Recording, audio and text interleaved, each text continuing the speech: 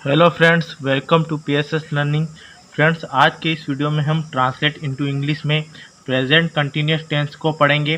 Friends, आज हम कुछ टफ वाले प्रेजेंट कंटिन्यूअस टेंस के हिंदी वाक्यों को इंग्लिश में ट्रांसलेट करना सीखेंगे। तो फ्रेंड्स, आप वीडियो पूरा देखिए। वीडियो को शुरू करते हैं। सबसे पहले हम जान लेते हैं प्रेजेंट कंटिन्यूअस टेंस की पहचान क्या होती है। तो फ्रेंड्स, जिन वाक्यों के अंत में रहा है, रही है, रहे हैं ऐसे शब्द आते हैं, वहाँ कौन सा टेंस होता है? तो वहाँ पर प्रेजेंट कंटिन्यूअस टेंस होता है। जैसे यहाँ पर लिखा है, मैं अभी दीवार पर रंग कर रहा हूँ। तो यहाँ पर इस हिंदी वाक्य में कर रहा हूँ लास्ट में रहा हूँ शब्द आया है, इसलिए यहाँ पर प्रेजेंट कंटिन्यूअस टेंस का ये वाक्य है। अब हम यहाँ पर इन वाक्यों को बनाने के लिए फॉर्मूला होता है, उसे हम पढ़ लेते हैं, जिससे कि हम आसानी से इन वाक्यों को बना पाए। तो यहाँ पर आप ध्यान दीजिए। यहाँ पर सबसे पहले हम इन वाक्यों को बनाने के लिए सब्जेक्ट लिखेंगे, उसके बाद हम is am are helping verb का यूज़ करेंगे, उसके बाद हम साथ में वर्ब की फर्स्ट फॉर्म के साथ आईएनजी का यूज़ करेंगे और लास्ट में हम ऑब्जेक्ट लिखेंगे। आई होप कि आपको ये समझ में आ गया होगा। अब जान लेते हैं कि इज एम आर किस सब्जेक्ट के साथ हम यूज़ करेंगे। तो यहाँ पर ही सी ईट और नेम के साथ हम इस हेल्पिंग वर्ब का यूज़ करेंगे, आई के साथ एम का यूज़ करेंगे और बाकी सभी के साथ हम आर का यूज़ करेंगे। अब इस फॉर्मूले को देखते हुए हम यहाँ पर सेंटेंसेस बना लेते हैं। तो यहाँ पर सबसे पहले हम इस वाक्य को पढ़ते हैं, मैं अभी दीवार पर रंग कर रहा हूँ। तो मैं अभी दीवार पर रंग कर रहा हूँ। तो यहाँ पर सबसे पहले हम लिखेंगे सब्जेक्ट। तो सब्जेक्ट है हमारा मैं, और मैं के लिए लिखेंगे हम आई के बाद हम कौन सी हेल्पिंग वर्ब लिखेंगे? तो हम आई के बाद हमेशा एम का यूज़ करेंगे, क्योंकि आई के साथ हम एम हेल्पिंग वर्ब लगाते हैं। उसके बाद हम यहाँ पर वर्ब की फोर्थ फॉर्म लिखेंगे, मतलब वर्ब की फर्स्ट फॉर्म के साथ आईएनजी लिखेंगे। तो यहाँ पर हमारी वर्ब है रंग करना। रंग करने के लिए हम लिखेंगे पेंटिंग।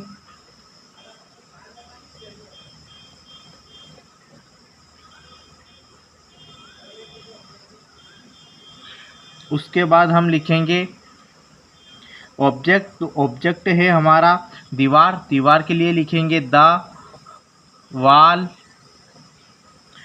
और लास्ट में लिखेंगे अभी के लिए राइट नो। हमारा पूरा इंग्लिश सेंटेंस बन जाएगा, I am painting the wall right now. Next है, वहाँ अभी पार्क में रस्सी कूद रहा है। तो यहाँ पर हमारा सब्जेक्ट है वहाँ, और वहाँ के लिए लिखेंगे हम ही, और ही के साथ कौन सी हेल्पिंग वर्ब लिखेंगे? ही के साथ हम लिखेंगे सिंगुलर सब्जेक्ट होने के कारण इज। उसके बाद हम रस्सी कूदने के लिए लिखेंगे यहाँ पर हेल्पिंग, रस्सी कूदने के लिए वर्ब लिखेंगे स्कीपिंग, और ऑब्जेक्ट हमारा रस्सी है। रस्सी के लिए लिखेंगे हम रोप। और कहाँ पर कूद रहे हैं? तो पार्क में। पार्क में के लिए लिखेंगे इन द पार्क, और अभी के लिए लिखेंगे हम नो।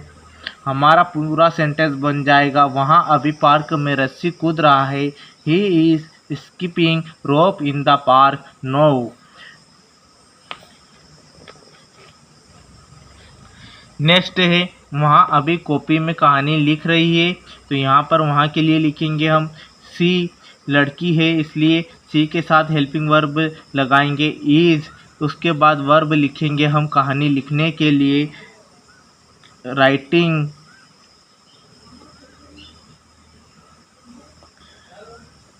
उसके बाद ऑब्जेक्ट लिखेंगे हम कहानी। कहानी के लिए लिखेंगे अ स्टोरी। और किस में लिख रही है? तो कॉपी में लिख रही है, इसलिए लिखेंगे इन नोटबुक। और फिर से लास्ट में अभी के लिए लिखेंगे हम नो।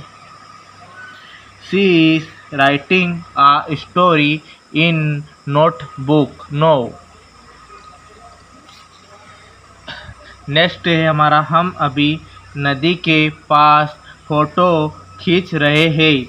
तो हम के लिए लिखेंगे हम वी, और वी के साथ लिखेंगे हम आर हेल्पिंग वर्ब। उसके बाद खींचने के लिए लिखेंगे हम क्लिकिंग। ऑब्जेक्ट लिखेंगे हम फोटोस। और किसके पास, तो नदी के पास के लिए लिखेंगे हम नियर द रिवर। नो। हम अभी नदी के पास फ़ोटो खींच रहे हैं, तो इसका इंग्लिश होगा we are clicking photos near the river. Now. तुम अभी घर पर जूते साफ कर रहे हो। अगला है हमारा, तुम अभी घर पर जूते साफ कर रहे हो। तो तुम के लिए हम लिखेंगे इंग्लिश में यू के साथ हम हेल्पिंग वर्ब लिखेंगे आर, और साफ करने के लिए लिखेंगे हम यहाँ पर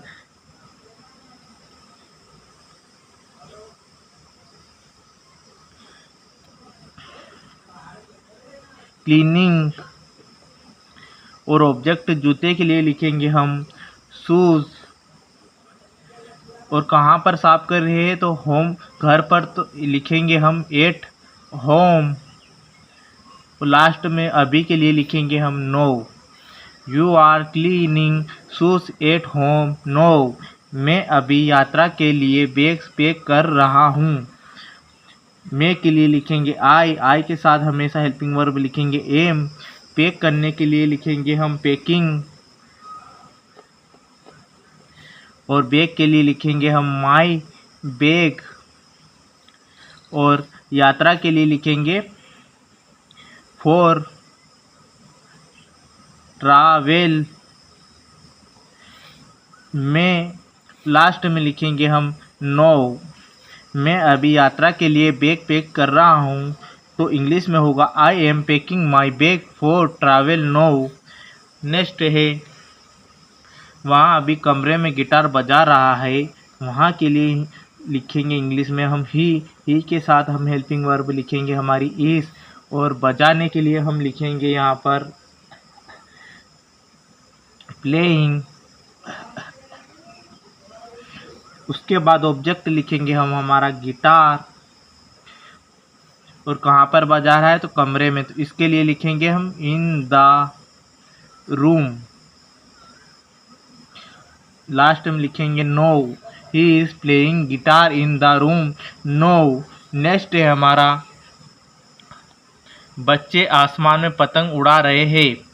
तो बच्चे के लिए लिखेंगे हम चिल्ड्रन। चिल्ड्रन के बाद हम हेल्पिंग वर्ब लिखेंगे आर, क्योंकि ये चिल्ड्रन बहुत सारे बच्चे होते हैं, बहुत सारे मतलब प्लूरल सब्जेक्ट है, इसलिए हमने प्लूरल हेल्पिंग वर्ब लिखी है आर। उसके बाद हम उड़ाने के लिए लिखेंगे फ्लाइंग। उसके बाद लास्ट में लिखेंगे हम ऑब्जेक्ट हमारा पतंग के लिए काइट्स। और कहाँ पर उड़ा रहे हैं, तो इन द स्काई, आसमान में।